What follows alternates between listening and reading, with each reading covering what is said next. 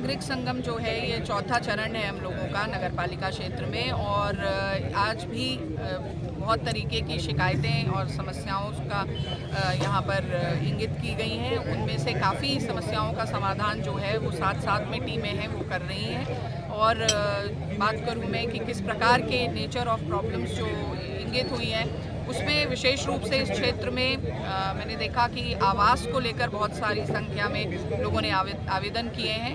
और बिजली संबंधी काफ़ी समस्याएं जो हैं, जो पोल्स जर्जर हैं और तार जो हैं वो झूल रहे हैं, इस प्रकार की समस्याएं हैं। तो उन समस्याओं को लेकर के कंसर्न डिपार्टमेंट्स जो हैं उन्होंने उनकी कार्य योजना में सम्मिलित भी हैं और कुछ में हम लोग तात्कालिक प्रभाव से रिप्लेसमेंट इत्यादि करवा रहे हैं।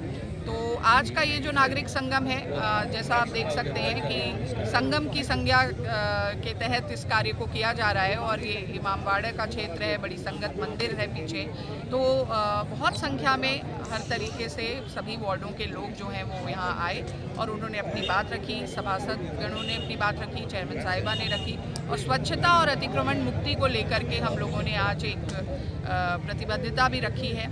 PPP पर काम करने की प्रतिबद्धता रखी है, जिस पर मैंने बात की कि हम लोग प्रे करें, लोगों को परसुएड करें, लेकिन अगर नहीं मानते हैं तो फिर पेनाल्टी मोड में भी जा कर के कार्य करें। मैडम, जैसे एप्लीकेशन आ रही है कंटिन्यूअस, तो क्या कोई रेमेडी भी मिल रही है, निस्तारण हो रहे हैं? निश्चित रेमेडी मिल रही है। और इसमें बेसिकली हमारी जो कार्य योजनाएं बनती हैं नगर पालिकाओं की, तो नगर पालिका की कार्य योजना में भी इनको वरीयता किस प्रकार से देनी है वो एक सीधे जनमानस को के माध्यम से और उसको धरातल पर वेरीफाई करके रखने में बहुत बेटर हमारे रिजल्ट्स बनते हैं, बेटर हमारी कार्य योजना बनती है।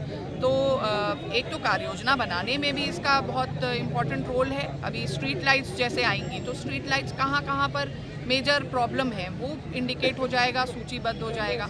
और कुछ में हम लोग बिल्कुल तात्कालिक रूप से निराकरण करा रहे हैं। जैसे मलबा पड़ा था, कहीं एक शिकायत आई थी, एक बहुत लंबे समय से किसी ने इंक्रोचमेंट की बात रखी थी, तो इस तरीके की चीज़ों पर तात्कालिक प्रभाव। सर्वाधिक समस्या आवास के लिए आई है, क्या वजह है अब तक के चारों में सबसे ज़्यादा यही आ रही है, क्या रीजन क्या निकल आ रहा है? मुझे लगता है कि सभी लोग को जैसे ग्रामीण क्षेत्र में एक सर्वे को लेकर के उत्साह है, तो लोगों को ये लग भी रहा है कि जो अर्बन एरियाज़ में छूटे हुए पात्र व्यक्ति हैं, जब अर्बन एरियाज़ के लिए शासनादेश आएगा तो एक पात्रता की सूची हम लोग पहले से तैयार कर सकें और लोगों के बीच में एक मैसेजिंग है कि अगर छूटे हुए जो लोग हैं वो इस योजना का लाभ प्राप्त कर सकें, इसीलिए बहुत संख्या में। मैडम, नगर पालिका हमेशा बजट के लिए जूझती रही है, बहुत सारी स्ट्रीट लाइट्स यहाँ नहीं हो पा रहे हैं, तमाम समस्याएं, तो क्या बजट के लिए भी कोई ऐसा प्रावधान है या जो इनका रिसोर्सेज है उसी से काम करना है? देखिए, रिसोर्सेज जो अवेलेबल हैं और 15वें वित्त इत्यादि से भी गवर्नमेंट की तरफ से भी जो ग्रांट्स आती हैं उस पर कार्य होता है।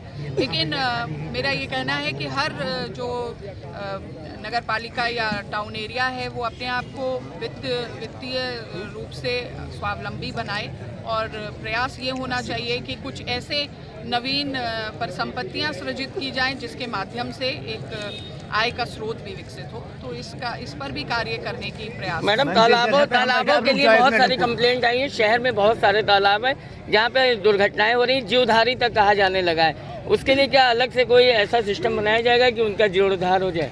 जी, कुछ तालाबों के लिए उनकी रेलिंग इत्यादि के बारे में आया है, तो उसको हम लोग देखते हुए अपना टेकअप करेंगे। मैम, जिस जगह बैठे हैं इस मंदिर परसों और पेनाल्टी और इसके साथ साथ प्रे, 3 चीजें, क्या सफाई को लेकर ब्रांड एम्बेसडर बनाने की भी कोई योजना रहेगी ताकि? यस, ब्रांड एम्बेसडर्स भी बनाए जाएं और स्वच्छता के संबंध में जितने स्वच्छ वातावरण प्रोत्साहन समितियां निष्क्रिय हो गई थी उन समितियों को भी सक्रिय करने का आह्वान किया।